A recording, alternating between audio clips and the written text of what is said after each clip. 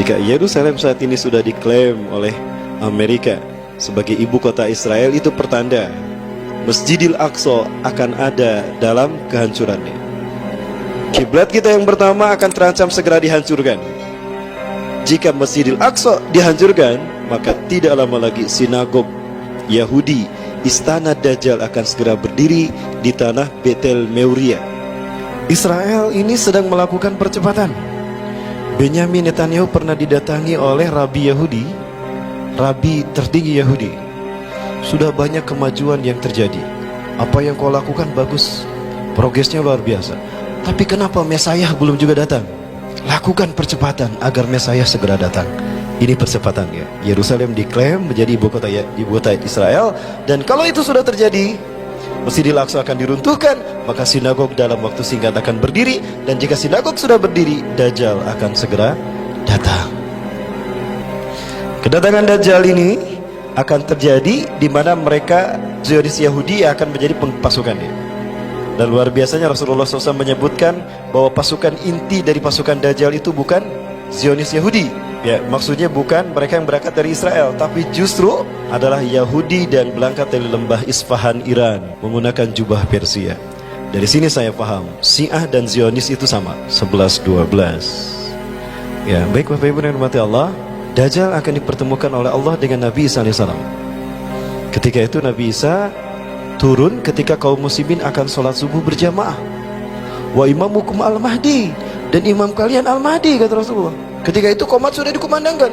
Di saat qomat dikumandangkan selesai, maka al-Mahdi mengatakan sawu sufufakum, terus watarilu, luruskan rapatkan shaf kalian. Ketika sedang meluruskan shaf, turunlah Isa bin Maryam alaihissalam ala janahain malakain, memegang sayap dua malaikat. Idza yara al-ard yaskutu min ra'si syai'an kalma, yaskutu min ra'si syai'un kalma. Apabila beliau melihat ke bawah akan berjatuh sesuatu mirip air, tanda beliau telah berwudu di langit.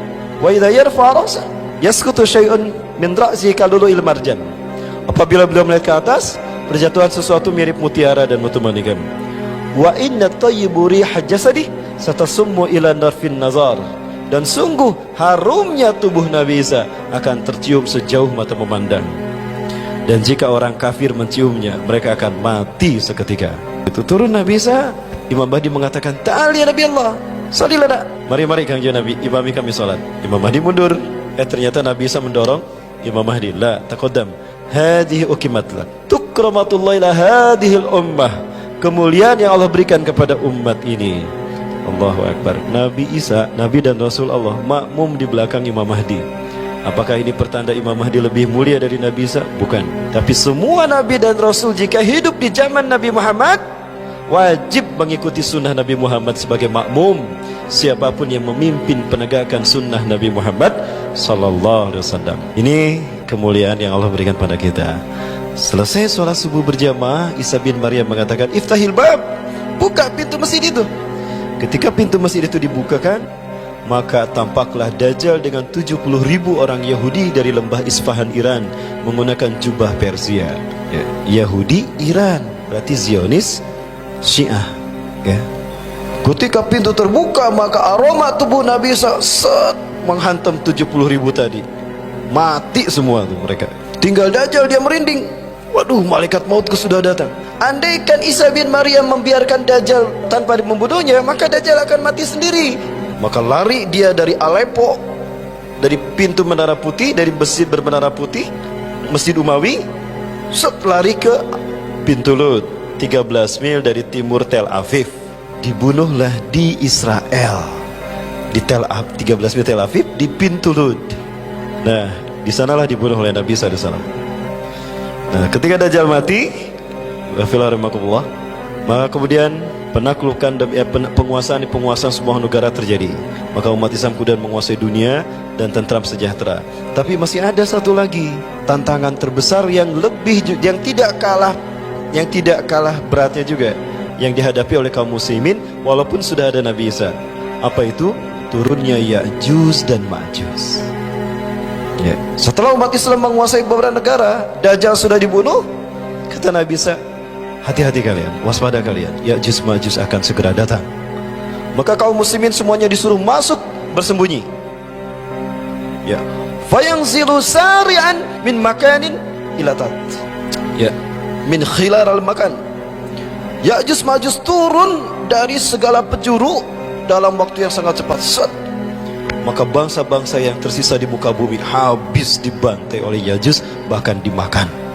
Alhamdulillah kaum muslimin sudah diperintahkan oleh Nabi Isa untuk masuk bersembunyi. Termasuk Nabi Isa juga bersembunyi. Semuanya ada dalam komando Nabi SAW. Tidak boleh ada yang keluar. Maka mereka bertahan mabit sampai malam tuh, tidak ada yang keluar sampai subuh. Di malam harinya Ya'juj Ma'juj berkata, semua manusia sudah kita habisi, tidak ada yang tersisa.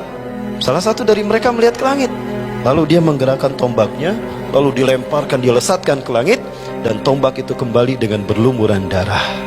Sampai tombak itu kembali dalam keadaan berlumuran darah. Ya, maka Allah menghukum Ya'juj Ma'juj dengan menurunkan ulat. Ribuan ulat jatuh dari langit, mungkin jutaan. Ulat-ulat itu jatuh ke punduknya, kan mereka melihat ungu ini, maka Rasulullah menyebutkan ulat itu jatuh di punduk mereka. Lalu ulat itu memakan Ya'juj Ma'juj sehingga mati berkelimpangan. Semua Ya'juj Ma'juj, tidak ada yang tersisa satupun. Setelah salat subuh berjamaah, Nabi SAW memerintahkan salah satu dari kita harus keluar. Dan aku meminta salah satu dari kalian keluar untuk memastikan apakah Ya'juj Ma'juj sudah pergi atau mereka menghilang. Salah satu dari mereka mengangkat tangan, saya wahai Nabi Allah, saya siap untuk keluar dan saya siap mati syahid berkorban untuk kalian semua.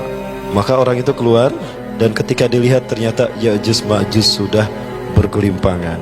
Para sekalian, jumlahnya sangat banyak sekali. Maka umat Islam pun keluar, dan hari demi hari dirasakan dalam keadaan aman sejahtera. Baik, Ibu Fillah rahimakumullah. Selain di dalam hadis Rasulullah SAW tadi yang diriwayatkan oleh Huzaifah bin Usaid, yang dari sahabat Huzaifah bin Usaid, yang diriwayatkan oleh beberapa ulama ahli hadis seperti Imam At-Tirmidzi, Abu Daud, Imam Ahmad, dan juga Bukhari Muslim tentunya. Di dalam Al-Quran disebutkan kata Ya'juj Ma'juj ini terkait dengan sosok yang sangat fenomenal, sosok yang mampu menguasai dunia dalam cakupan yang sangat luas, dari timur sampai ke barat. Dan sosok ini disebut dengan Kauniyah Zulkarnain. Ini adalah Kauniyah, kunyah, bukan nama asli.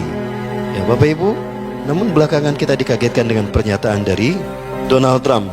Bapak Ibu, Donald Trump mengatakan kalau Al-Quds ini akan Al-Quds itu sebutan kita. Kalau sebutan orang-orang Israelnya adalah Yerusalem. Sebaiknya kita tidak menyebut Yerusalem, karena kalau kita menyebutkan Yerusalem berarti kita mengakui eksistensi Yahudi di tanah Muslim Palestina. Betul? Maka kita sebut apa? Al-Quds. Ini adalah Yerusalem kalau dilihat dari udara. Inilah wilayah yang diklaim sebagai Yerusalem. Tidak ada artinya the New World Order tanpa Palestina, dan tidak ada artinya Palestina tanpa Yerusalem. Itu kata Israel. Maka Yerusalem ini adalah kunci bagi mereka untuk segera mendirikan sinagog Yahudi. Bapak Ibu dan mati Allah, orang-orang Zionis Yahudi, mereka ingin mendirikan sinagog Yahudi pas di atas Masjidil Aqsa. Maka Masjidil Aqsa harus mereka hancurkan. Ya, Masjidil Aqsa jangan lupa, itu adalah kiblat kita yang pertama Bapak Ibu. Masjidil Aqsa adalah kiblat kita yang pertama Bapak Ibu. Maka jika kita memang komitmen dengan ibadah solat kita, maka jangan lupakan Masjidil Aqsa, karena dia adalah kiblat kita yang pertama. Di sinilah Rasulullah SAW solat menghadap ke Masjidil Aqsa selama 16-17 bulan. Ya, Masjidil Aqsa ini tidak akan pernah bisa dihancurkan kalau statusnya masih terkait dengan keputusan Oslo. Perjanjian Oslo, PBB menengahi Arab dan Israel. Pada saat itu sepakati bahwa Al-Aqsa merupakan bagian dari Al-Quds, merupakan bagian dari Old City, dan itu hak tiga agama, merujuk kepada perjanjian Umayyah yang dibuat oleh Umar bin Khattab. Ketika itu Yerusalem atau Al-Aqsa dikuasai oleh orang-orang Nasrani. Kunci Masjidil Aqsa ada di tangan pendeta Sophronius. Dan Sophronius ketika umat Islam menguasai Yerusalem, Palestina, Sophronius tidak mau menyerahkan kuncinya, melainkan jika Khalifah Umar datang sendiri. Aku tidak akan menyerahkan kunci Al-Quds, Yerusalem, kecuali jika Umar datang sendiri. Disampaikan oleh pasukan kaum muslimin, utusan kepada Khalifah Umar. Maka Umar memutuskan, aku akan datang sendiri kalau begitu. Katakan pada mereka. Sampai beritanya kepada orang-orang Nasrani di Yerusalem, di Al-Quds, di Palestina ini. Maka geger mereka. Bayangan mereka jika seorang raja pimpinan sebuah negara yang menguasai imperium Persia dan Romawi datang, pembantaian akan terjadi, genosida akan terjadi. Itu dalam benak mereka. Maka mereka takut luar biasa. Ketakutan mereka ini sampai kepada Umar bin Khattab. Nah, inilah yang melatar belakangi lahirnya perjanjian Umayyah.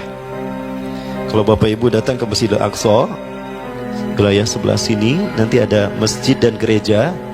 Di sini ada masjid namanya Masjid Umar. Di masjid itu masih ada surat yang dibuat oleh Umar bin Khattab sebagai perjanjian Umayyah, yang isinya siapapun yang ada di sini hari ini, apakah dia Muslim, apakah dia Yahudi ataupun Nasrani, berhak tinggal di Al-Aqsa, di Al-Quds, di Old City. Tidak boleh ada peperangan satu sama lain. Jika ada peperangan berarti melanggar perjanjian ini, keluar dari Yerusalem, keluar dari Al-Quds. Kalau tidak, diperangi. Kemudian itulah isi perjanjian itu, dan itu kemudian ada dicantumkan dalam perjanjian Oslo. PBB menengahi. Maka apa yang dilakukan oleh Amerika melanggar perjanjian Oslo ini? Lupakah kita? Pengkhianatan demi pengkhianatan di tanah yang Allah muliakan, selalu diadakan azab kepada mereka. Baik, Bapak Ibu. Nah, inilah sinagog Yahudi yang sepakati Amerika dan Yahudi. Inilah kenapa Donald Trump mengatakan Al-Quds atau Yerusalem milik Israel, agar Israel segera membangun sinagog Yahudi. Tapi saya yakin Dajjal tidak akan pernah menginjakan kakinya di sini, walaupun sinagog ini sudah berdiri. Kenapa? Karena Dajjal tidak akan pernah bisa memasuki Masjidil Aqsa. Ada 4 masjid kata Rasulullah yang tidak akan bisa dimasuki Dajjal. Rasulullah menyatakan Dajjal akan datang dan dia akan menginjakkan kaki di seluruh dunia. Tidak ada satu jengkal pun tanah yang tidak diinjak oleh Dajjal, kecuali 4 masjid ini. Dajjal tidak bisa memasukinya. 1. Al-Masjidil Haram. Yang kedua, Masjid Nabawi. Ketiga, Masjidil Aqsa. Dan yang keempat, Masjid At-Tur di Sinai, tempat di mana Nabi Musa menerima wahyu pertama kali. Di sana dibangun Masjid Tur. Kenapa 4 masjid ini tidak bisa memasuki Dajjal, bahkan Ya'juj Ma'juj pun tidak memasukinya?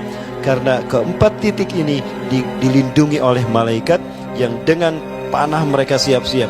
Jika Dajjal datang, jika Ya'juj Ma'juj datang, maka mereka akan dipanah dan matilah mereka. Makanya 4 titik inilah yang menjadi tempat teraman ketika fitnah Dajjal muncul dan Ya'juj Ma'juj muncul. Baik Bapak Ibu sekalian, itu dulu barangkali yang dapat saya sampaikan. Lebih dan kurangnya mohon maaf. Apapun fitnah yang akan terjadi, jika kita berpegang teguh pada Quran Sunnah, insya Allah Allah akan melindungi. Itu kata Rasulullah. Pegang teguh Al-Quran dan Sunnah, maka tidak akan pernah ada yang bisa membahayakan kamu. Ya, itu nasihat Rasulullah kepada Abdullah bin Abbas. Itu artinya kepada kita. Terima kasih. Wabillahi taufiq wal hidayah. Assalamualaikum warahmatullahi wabarakatuh.